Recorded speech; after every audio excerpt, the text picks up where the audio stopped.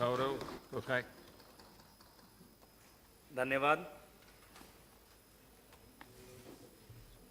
मैं आज खड़ा हुआ हूं इस बिल के समर्थन में।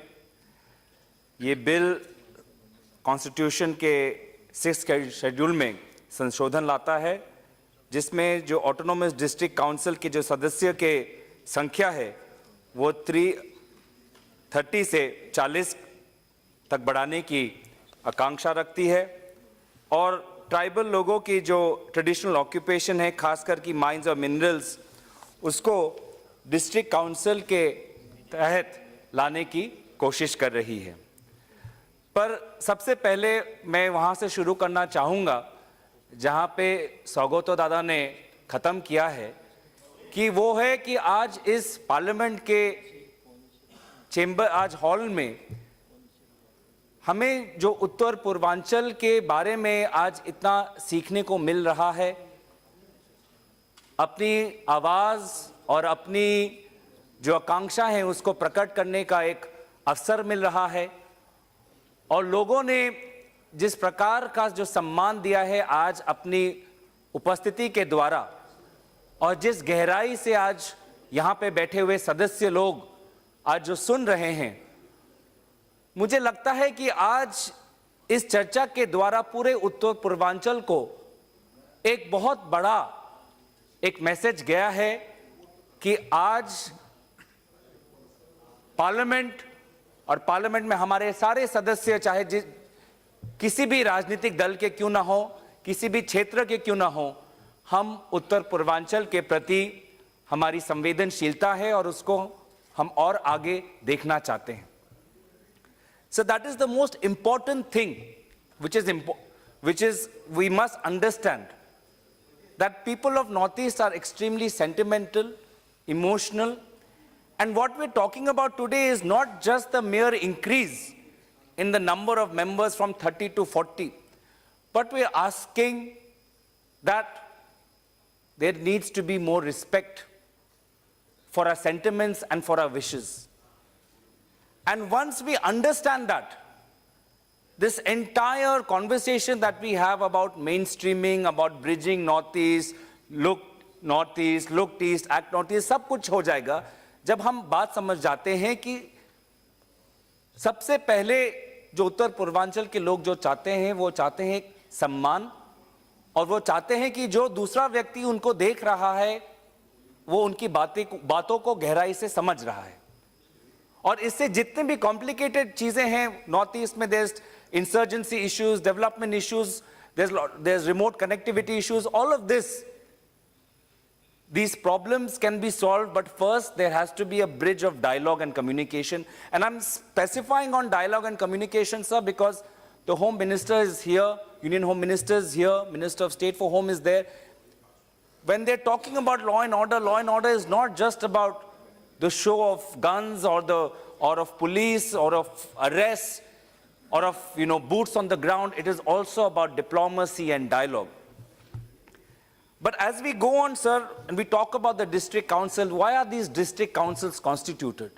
Because the tribal communities want some form of autonomy in order to strategize and plan the development of their communities. And जब हम विकास की बात करते हैं, बहुत साधारण चीज है कि विकास को हम देखें, रास्तों से मापदंड करें, इलेक्ट्रिसिटी से उनका मापदंड निकालें, लेकिन सिर्फ रास्ता और विद्युत जरूरी है, लेकिन सबसे पहले अगर हमें किसी चीज पे अगर ध्यान देना है तो वो है ये जो विभिन्न जो ट्राइबल कम्युनिटीज हैं उनकी कल्चर की तरफ, उनकी संस्कृति की तरफ। और अगर हम संस्कृति पे अगर उन पकड़ रखें सर, क्योंकि ये चीज कोई आसान नहीं है, बहुत से ट्राइबल कम्युनिटीज हैं, विविध राय हैं, सबकी अन्य अलग अलग अपनी भाषा है, और इस भाषा को अगर हम पकड़ नहीं सके, if we continue to lose the various languages of the Northeast one by one, because we are not archiving them, we are not promoting them, we are not preserving them, then we are losing the diversity, we are losing the strength. We cannot homogenize the Northeast, sir. We need to respect its heterogeneity. कभी कभी लोग बोलते हैं sir आप आसाम से हैं, आसाम तो बड़ा भाई है, आप और क्यों नहीं बोलते? तो हम बोलते हैं कि सर आसाम बड़ा भाई का मतलब ये नहीं कि हम आगे रहेंगे, बड़ा भाई का मतलब है कि हम पीछे रहेंगे और छोटे भाइयों को आगे जाते हुए, तो हमें जब छोटे भाई आगे जाएंगे तो हमें खुशी होगी.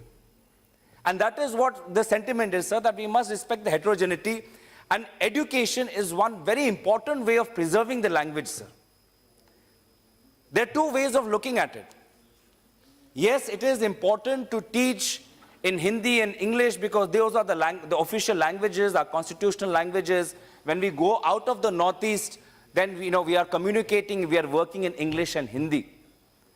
But if we also introduce the medium of instruction in our schools, in our indigenous languages, A, the languages get preserved, and B, the children who are studying in these communities, in these schools, they understand better. Because, sir, if I am a tribal and I speak in Bodo language, and the school teacher is teaching me in Assamese language or in Hindi, and in Assamese he's trying to explain to me the concepts of mathematics, then my brain has to do two things. A, I have to translate from Assamese to Bodo, or English to Bodo, or Hindi to Bodo, and then understand, okay, now that I've understood it in my language, let me try to understand what the teacher is trying to say about algebra or trigonometry. So the strain on a child's brain and mental faculty is more. But if the medium of instruction is in Bodo, is in Karbi, then the child will be able to understand more, sir. So we must look at education and look at the concept of instruction in local languages, not only from the fact of preserving the local language, also from the fact of increasing the child's education ability. So primarily the languages of Northeast are oral tradition. भाषा लिखित नहीं है, भाषा verbal है, और भाषा को अगले पीढ़ी को वर्बली समझाया जाता है, लिखित नहीं है. तो इसलिए कहीं कहीं आप ये भी देखेंगे कि अगर किसी एक भाषा का स्क्रिप्ट देखेंगे तो देखेंगे कि उस भाषा का स्क्रिप्ट है ही नहीं, अंग्रेजी में लिखते हैं. तो अगर हम इस स्कूल में अगर अपने लोकल लैंग्वेजेस को हम इंस्ट्रक्शन में देने की कोशिश करेंगे तो at least Bodo languages, Rabha languages में किताबें लिखनी जाएंगी, मैथमेटिक्स सॉल्व हो जाएंगे, तो एक प्रेजर्वेशन, एक आर्काइवल भी होगा. तो इसलिए मैं चाहता हूं कि इन चीजों पे ध्यान दिया जाए. होता क्या है कि हम एक अलग से एक माहौल में आ जाते हैं कि जहां पे लगता है कि नहीं, इन भाषाओं को नहीं, हमें संस्कृत को कंपलसरी करना चाहिए. सर, संस्कृत एक बहुत महत्वपूर्ण भाषा है, मैंने भी पढ़ी है. लेकिन अगर हम शिक्षा को देखना चाहते हैं तो शिक्षा का जो असली जो रूप है, जो असली जो महत्व है, वो एक छात्र के माता और पिता समझते हैं. और एक माता और पिता जब एक 6 शेड्यूल के कम्युनिटी में होते हैं तो वो खुद चाहते हैं कि मेरा बेटा जो हमारे ट्राइब का जो कम्युनिटी है वो उस भाषा में पढ़े, वो उस भाषा को समझे. तो कहीं एक बीच में एक शुरुआत हुई थी कि किसी राज्य में, उत्तर पूर्वांचल के एक राज्य में, कि संस्कृत को कंपलसरी बना जाए. लेकिन वहां पे फिर लोगों ने समझा, सरकार ने समझी इस बात को और देखा कि नहीं, ऑप्शनल करके हम ये कोशिश करें कि छात्र और छात्र के माताओं और पिताओं पे छोड़ दें कि वो कौन से भाषाओं में आगे लेना चाहता है. सर, अगर दूसरी बात है संस्कृति से जुड़ा हुआ साहित्य. जरूरी है कि हम साहित्य के द्वारा एक समाज को आगे लेके जाए. हमेशा जब हम प्रगति की बात करते हैं, हमेशा एक ऑर्थोनैतिक, एक इकोनॉमिक प्रगति की बात करते हैं, सोशल बैकवर्डनेस की बात करते हैं. साहित्य एक बहुत ही जरूरी एक रास्ता है जिससे कि हम विभिन्न जो ट्राइबल कम्युनिटीज हैं उनको हम एक सम्मान दे सकते हैं. आज साहित्य क्या हो रहा है सर, कि साहित्य के तो बहुत एक्सपर्ट्स हैं, बहुत महान साहित्यरथी हैं, लेकिन अगली पीढ़ी कहां है? जितने भी श्रेष्ठ लिटरेचर और ऑथर्स हैं विभिन्न कम्युनिटीज के, they are extremely senior. We are unable to nurture the next generation of authors. हाँ, अगर जेके रोलिंग हो तो हम चाहते हैं कि एक मेघालय से भी एक जेके रोलिंग निकले. अगर कोई चेतन भगत है तो हम चाहते हैं कि त्रिपुरा से भी कोई चेतन भगत निकले.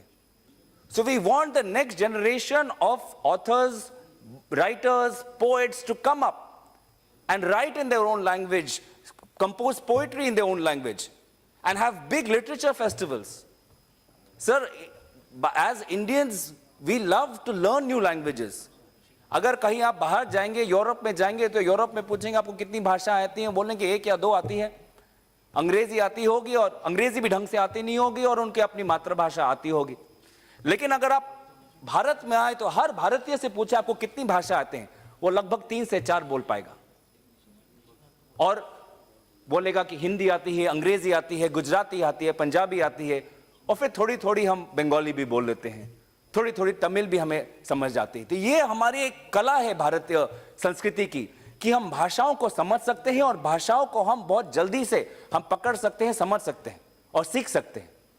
तो इसीलिए अगर हम साहित्य के और फेस्टिवल्स करेंगे, महोत्सव करेंगे, ना सिर्फ उत्तर पूर्वांचल में पर दूसरे तरफ भी, और हम तो दूसरे जो भारत के जो राज्य हैं वो भी सीखेंगे कि कितनी खास एक विविधता है उत्तर पूर्वांचल में। तो ये भी एक लिटरेचर पे हमें ध्यान देना चाहिए, स्क्रिप्ट पे हमें ध्यान देना चाहिए। और सर अगर हम ये देखें कि ये कम्युनिटीज कहाँ रहती है, where do these communities stay? They stay in very vulnerable areas sir. Some of these communities live, are living by the river, especially in the state of Assam, where the mighty Brahmaputra, Mahabahu Brahmaputra flows through. And every year, sir, these communities, they know that come May, June, July, August, November, September, 5 से 6 महीने का बाढ़। और 5 से 6 महीने के बाढ़ में क्या होता है सर, कि जितने भी उन्होंने खेती की हुई है, जितना भी उन्होंने पैसा बचाया हुआ है, जितना भी उन्होंने इकोनॉमिक एसेट्स घर वर में बनाने में जितना पैसा खर्च किया है, हर वर्ष वो पैसा नष्ट हो जाता है। और जितना भी उन्होंने उन्नति की होगी, सोचा होगा कि आज अगर हमने इस खेती से हम 2 लाख या 4 लाख का हमारा मुनाफा होगा, वो मुनाफे से नहीं, वापस वो कर्ज में आ जाते हैं। और हर साल ये होता है, because of floods. It keeps people in perennial poverty sir.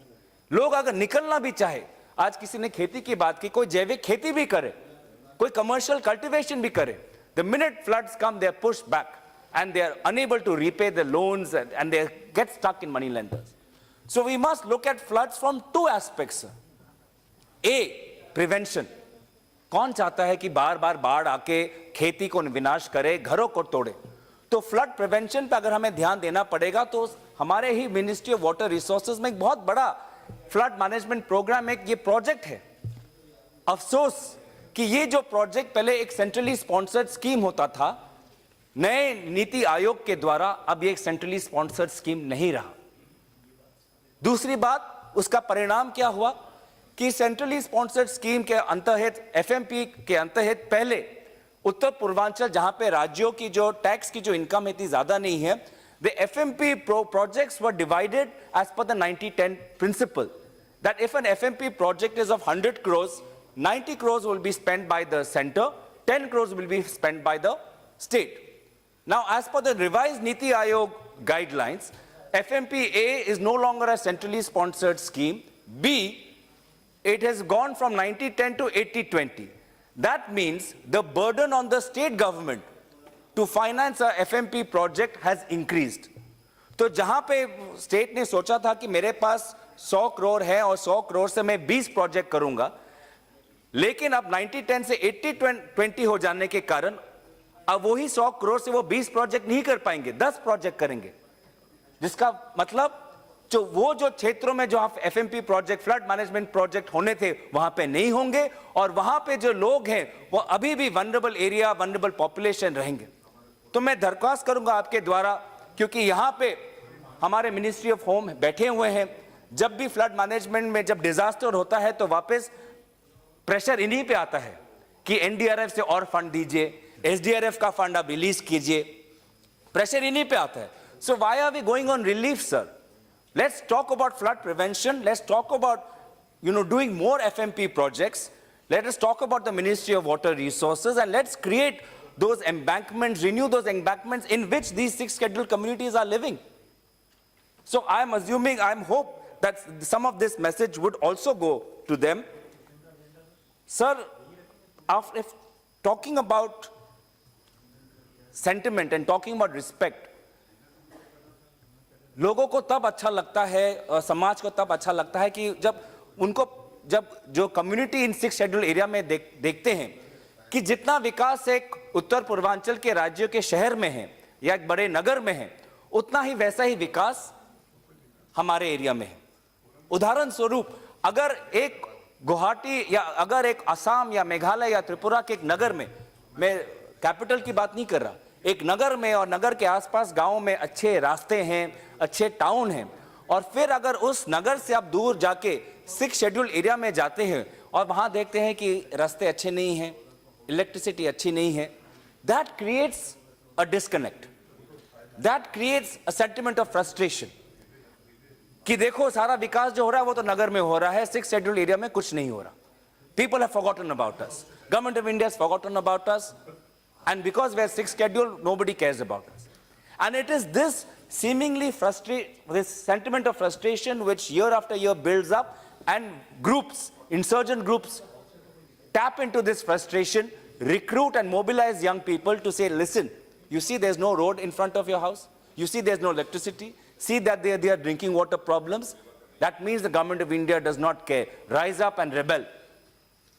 So therefore, if we want to look from a law and order perspective, if you want peace and stability in the Northeast, especially in the 6 scheduled areas, you must look at development. Development is a tool towards law and order. And for that, sir, you must look at roads as one first way of entering not only to the front of the house, but from that road you can enter into their hearts and minds. Road पे आप ध्यान दीजिए, highway पे आप ध्यान दीजिए। अब कार्बी अंगलोंग एक 6 शेड्यूल एरिया पड़ता है, और नुमलीगढ़ से जो एक दीमापुर का जो हाईवे है वो कार्बी अंगलोंग के द्वारा जाता है। उस रोड की अवस्था देखिए सर, हाईवे की अवस्था देखिए, बहुत बुरा है। ये ऐसे जो हाईवेज हैं वो पड़े हैं, प्रपोजल निकल गया, फाइल निकल गया, बजट निकल गया, कॉन्ट्रैक्टर निकल गया, बस वही काम वहीं पे खत्म हो जाता है। तो मैं चाहता हूं कि अगर हम इस बात कर रहे हैं 6 शेड्यूल एरियाज पे, ये जो 2 highways which follow in 6 schedule areas must be given priority. Tourism, Haflong में आज सौगतो दादा ने बात किया, नॉर्थ कचार हिल्स में, is beautiful place. If we let's promote tourism over here, create tourism policies, tourism rest houses, create subsidies for entrepreneurs to set up. Because if we don't set up entrepreneurs, sir, then we will not be able to solve the employment question. In entrepreneurs, sir, how do we create this culture of entrepreneurship? कहाँ से बनाए ये संस्कृति entrepreneurship की? तो ये entrepreneurship की संस्कृति बनानी पड़ेगी स्कूल और कॉलेज से। स्कूल और कॉलेज में हालांकि क्या सिखाया जाता है कि देखिए आप इस कम्युनिटी के हैं, अगर आप बाद में जाके एक सरकारी एक नौकरी में ढूंढे, उस सरकारी नौकरी में आप अपना कास्ट सर्टिफिकेट दिखा के या कम्युनिटी सर्टिफिकेट दिखा के आप एक स्पेशल रिजर्वेशन ले सकते हैं। That means we are already telling them that you focus on employment and use your tribal status as a leg up. Well that is fine, it creates social justice. What is also more important that we must tell these communities that today not only should you look for employment, but you should look to start your own enterprise. So the people of India, हम बोलते हैं जुगाड़, बहुत जुगाड़ू हैं। जुगाड़ है क्या? जुगाड़ is an measure of your creativity. जिसको ज्यादा जुगाड़ है, he is more creative. From very minimal resources, he can get maximum output. And that is entrepreneurship, sir. एक entrepreneur जब स्टार्टअप होता है, उसके पास ज़्यादा कुछ होता नहीं है, शायद ज़्यादा पैसे भी ना हो, ज़्यादा ज़मीन भी ना हो, लेकिन वो क्रिएटिविटी के द्वारा जितने भी उसके रिसोर्सेज हैं उसको मल्टीप्लाई करके एक एंटरप्राइज बनाता है। और ये जो एक सभ्यता है, संस्कृति है, ये हमारे डीएनए में है सर। क्रिएटिव और एंटरप्राइज होना, एंटरप्रेन्योर होना, ये हमारे डीएनए में है। ये कहीं बीच में हमारी संस्कृति में आ गया कि नहीं, हमें खुद नहीं खोलना चाहिए, या खुद के अगर व्यवसाय ले, खुद के खुद का कुछ एंटरप्राइज खोले तो ज्यादा रिस्की है और रिस्क अवर्स हो गए इसलिए। But in fact we should take our communities and promote a sense of appreciating risk, to take risk. Risk लेना कोई बड़ी बात नहीं है। और रिस्क लेके अगर हम एंटरप्रेन्योरियल की तरफ उनको हम भेज दें। सर नॉर्थ ईस्ट और इस शेड्यूल एरियाज में बहुत सी चीजें हैं कि जिसपे छोटा एक आदमी एक बहुत बड़ा एंटरप्राइज खड़ा कर सकता है। North east is one of the 4 most biodiverse regions of the world. One of the 4 most biodiverse regions का मतलब the kind of medicinal plants which are found there, the various varieties of agricultural crops, of rice, of spices, of turmeric, of cardamom, ginger. The varieties that are found there are not the kind of biodiversity that's found there is not found in other parts of India. It's one of the 4 most biodiverse regions of the world as established by the International Union of Conservation of Nature. तो अगर यहाँ पे हम सिखा पाए युवाओं को कि देखिए अगर आप नौकरी ढूंढ रहे हैं तो जरूरी नहीं है कि अगर नौकरी ढूंढने के लिए आप दिल्ली आए, कलकत्ता आए, गुवाहाटी आए, शिलोंग जाए और वहां जाके एक सरकारी नौकरी ढूंढे, वहां जाके कोई ड्राइवर की नौकरी ढूंढे, वहां जाके कोई गार्ड की नौकरी देखे। अगर आपके गांव में एक ऐसा एक मेडिसिनल प्लांट ग्रो होता है जिसका डिमांड है, अगर एलोवेरा ग्रो होता है या एल्गी ग्रो होता है, तो उसको ट्रेनिंग लेके उसको आप एक अच्छा सा एंटरप्राइज बनाएं, बैंक से लोन ले, ट्रेनिंग ले, एक्सपोजर के लिए देश के दूसरे जगहों में जाए जहां पे एंटरप्राइज एक सिस्टम बन चुका है। महाराष्ट्र में जाएं, तमिलनाडु में जाएं, कर्नाटका में जाएं, तो वहां जाके people from north east can go get expose, listen, see and then come back and start of entrepreneurship. So we must look at entrepreneurship also when we're looking at these 6 scheduled areas. But not only, I never say that only entrepreneurship will solve the employment problem, sir. No, you come to the bill, is whatever thing. Okay, all right. Sir, I'll come to the bill, sir. The bill talks about mines and minerals also. Sir, we must look at this concept of mines and minerals not only from the fact of view that there is a natural resource which I'm entitled to. It should also be that with this natural resource, what can I do? What kind of value addition can I do? How can I do extraction in a safe manner? How can I do if I'm employing people to extract a certain natural resource as an enterprise, as an entrepreneur? How can I do in a way that I'm respecting labor customs? That the people who are working for an entrepreneur are getting fair wages. क्योंकि कहीं media में ये भी खबर आया था कि जिस प्रकार का एक इकोसिस्टम बन गया था माइंस एंड मिनरल्स का, वहां पे लेबर लोगों को फेयर वेजेस नहीं मिल रहे थे, बहुत अनसेफ वर्किंग कंडीशंस में काम कर रहे थे. So we must look at that not only as owners of natural resource, but also to how to extract, add value, market, distribute. They must be given the training. Otherwise, we will go back to how it was, which was in a very unsafe and hazardous manner. Sir, I appreciate the time that you've given. There were other things that I want to talk about highways, about Asian Highway 1, about law and order, that we need more police modernization. The budget, sir, I wanted to speak about that how in 16-17, the budget for the 6 autonomous district councils was 1,000 crore, but this 1,000 crore was not even released. And in 17-18, from 1,000 crores has come down to 500 crores. So we should be increasing the budget, sir, not decreasing the budget. When you're talking about looking east, we should increase the budget, sir. Sir, आप Assam north east में आइए, non लैप्सिबल का non, sir paper में non लैप्सिबल है लेकिन असली में invisible है. ये पेपर में नॉन लैप्सिबल है, असली में इनविजिबल है ना. आपको ढूंढने पे आपको नहीं मिलेगा. ठीक है. तो sir, there should be more government of India projects. As an example, Amrut, a developed state like Maharashtra and Gujarat have Amrut projects of 25-30 Amrut projects in one state. And the entire region of Northeast with 7 states, they get 14 Amrut projects. That means on an average, one state is getting 1 to 2. So we are keeping the disparity continuing. So we should have more government of India projects. For all this time that you've given me, for the patience, thank you very much. And I support this bill. Thank you.